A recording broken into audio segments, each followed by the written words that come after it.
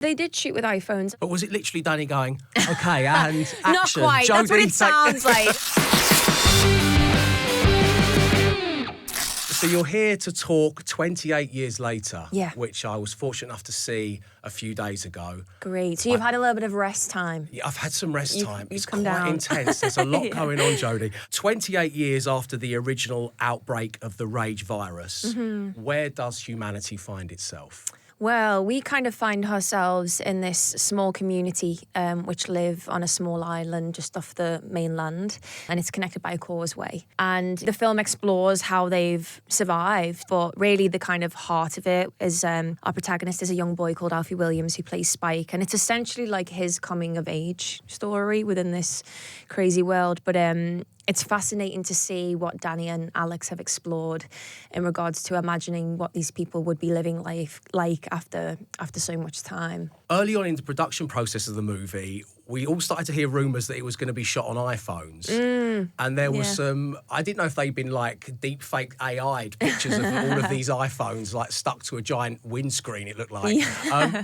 Is that how it was shot? And how was that for you? Yeah, they did shoot with iPhones. Sometimes the iPhones had lenses attached to them. Sometimes they were attached to these rigs. It made for like a very kind of playful, innovative, intimate experience because obviously iPhones are so much smaller. It takes less setup. They can get into quite intricate positions. Sometimes I know there was an instance where Aaron had to hold the camera and run with it. Sometimes it was tied to a rope. Through the whole process, I was just like, wow, I have no idea what this is going to look like when it's on the big screen. So I was just as excited to watch it last week because I was like, I have no idea what this is going to look like. But was it literally Danny going, okay, and action? Not quite. That's what it sounds like. That's what it sounds like. Right. But, they were like also when you're on on holiday with your mates. Yeah, exactly. They were also on like tripods or, sometimes had lenses attached. And also as an actor, you still have to have the same relationship to the camera in acting that it's not there.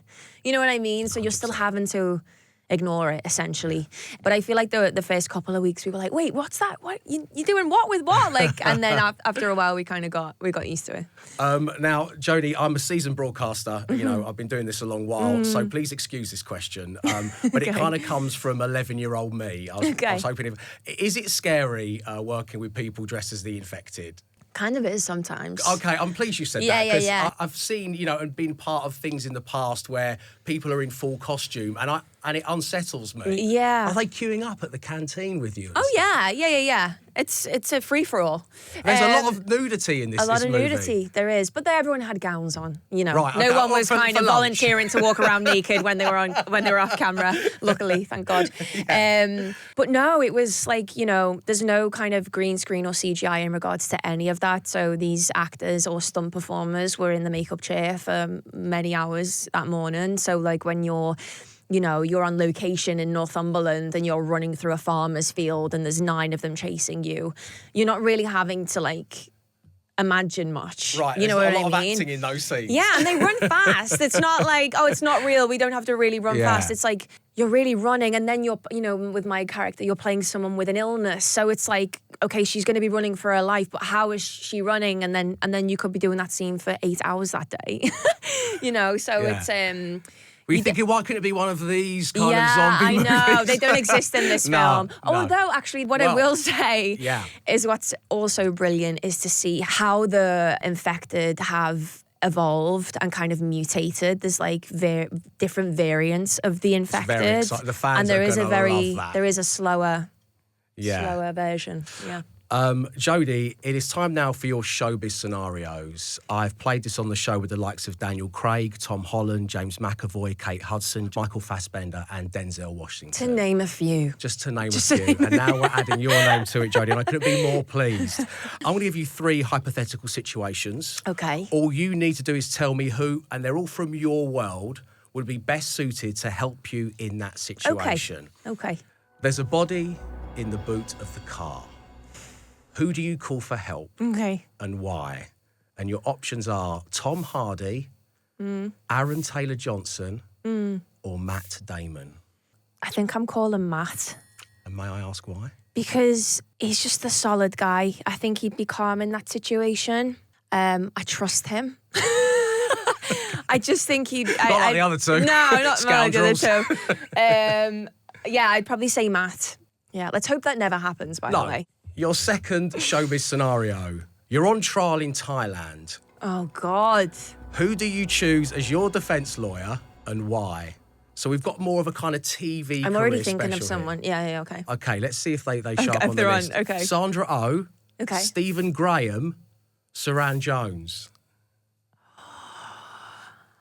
I'm going to call Stephen. I think he would put up a good argument. Yeah. You don't really say no to Stephen Graham.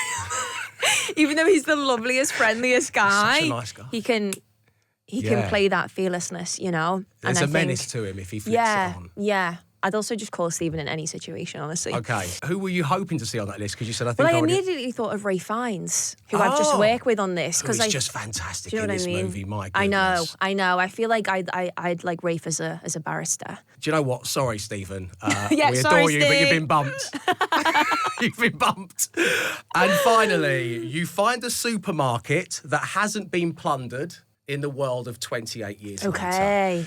Your hand is inches away from 3 separate delicacies when suddenly you hear a horde of the infected, the fast-moving ones, burst through the door. You only have enough time to seize just one of the following. Okay. Which do you choose? Okay. A mint Aero, a mid-price bottle of Shiraz, a bag of pickled onion Monster Munch. Come on. Now, We all know what the answer is. you're one of the great actors, but I could see the Shiraz is not for you. No, You didn't I'm hold not. I'm anything not back into with that bad wine. facially. I would rather have no wine than bad wine. And also, I'm thinking mint Aero, full of bubbles, guys. You don't want a snack that is full of air in a crisis. Oh, you want wanna something that's going to satisfy. Yeah, you Yeah. know. And I absolutely love pickled onion Monster Munch. So I'd be doing for the money. I can't remember the last time I had a bag, but oh my god, yeah, they're the best. They're the best Monster Munch flavour. Can we organise a bag of Monster Munch? Yeah, for come Jodie? on, guys. It Let's wasn't make the it rider. work. Let's make it work. Jodie, finally, before we bid you farewell, something we're doing here at Absolute Radio, which is important to us, is looking back at an incredible time during the music scene here in the UK. So my question, quite simply to you, is Blur or Oasis? Oasis. Oasis Come all the way. on! Are you going? I am. Are you? Yeah, I'm Did you buzzing. buy your tickets legitimately, or have you pulled some showbiz strings? No, I managed to get legitimate tickets. I feel like we're not even going to be able to hear them for the amount of singing that's going to... Do you know what I mean? I feel like it's Yeah. going to be a really kind of cathartic... Like, people have been waiting so long for this moment that I'm not even sure I'm going to be able to hear them all that much. No, so you're saying we've paid our money Yeah. to see... Basically to for a hear Liam karaoke and session. Noel. yeah. With a load of strangers I've never met before. Yeah. That's what it is. Jodie, it's such a pleasure to meet you at last, and too. congratulations on another brilliant piece of work. Give it up for Jodie Comer, everybody. Yay. Thank you, Thanks, Jodie. guys. That was fun. I love radio.